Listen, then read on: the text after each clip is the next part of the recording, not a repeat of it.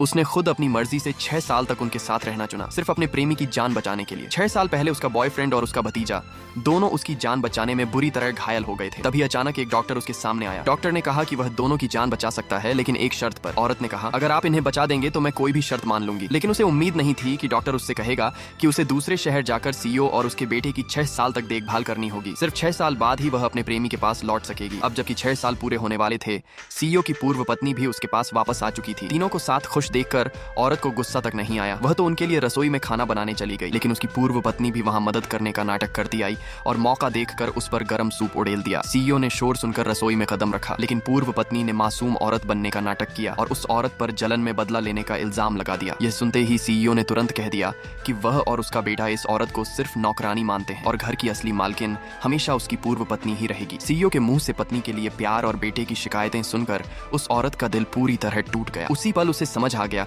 कि वह इस परिवार में हमेशा एक बाहरी ही थी। खुशकिस्मती से अब सिर्फ 4 दिन बचे थे डॉक्टर का वादा पूरा करने में और वह अपनी असली जिंदगी में लौट सकती थी। लेकिन अगले ही दिन उसकी पूर्व पत्नी ने बेटे की जान की परवाह किए बिना उसे दूसरी मंजिल की खिड़की से गुब्बारा लाने को कहा। औरत ने तुरंत रोकने की कोशिश की और पूर्व पत्नी से बेटे को अंदर लाने को कहा, लेकिन उसने पूरी तरह अनसुना कर दिया। लापरवाही की वजह से बच्चा दूसरी मंजिल से नीचे गिर गया। सौभाग्य से उसे बस माथे पर हल्की सी चोट लगी। जब सीईओ ने पूछा कि क्या हुआ, पूर्व पत्नी ने तुरंत इल्जाम उस औरत पर डाल दिया कि उसी ने बच्चे को धक्का दिया। सीईओ, जिसने खुद कुछ देखा नहीं था, अंधे होकर पूर्व पत्नी की बात मान गया। लेकिन उसी समय बेटा होश में आया। औरत को उम्मीद थी कि बेटा सच बताएगा और उसका नाम साफ करेगा, लेकिन उसे क्या पता था कि जो बेटा हमेशा ईमानदार था, उसने भी अब झूठ बोलना सीख लिया है। उसने कह दिया कि औरत ने ही उसे धक्का दिया। औरत सफाई भी नहीं दे पाई थी कि सीईओ ने उसे जोरदार तमाचा मार दिया और यही नहीं, सजा के तौर पर उसे तहखाने में बंद करने का हुक्म भी दे दिया, जबकि औरत खुद तो अब जाने ही वाली थी। पूरे 6 साल साथ रहने के बावजूद सीईओ ने उस पर भरोसा नहीं किया। दिल से टूट जाने के बावजूद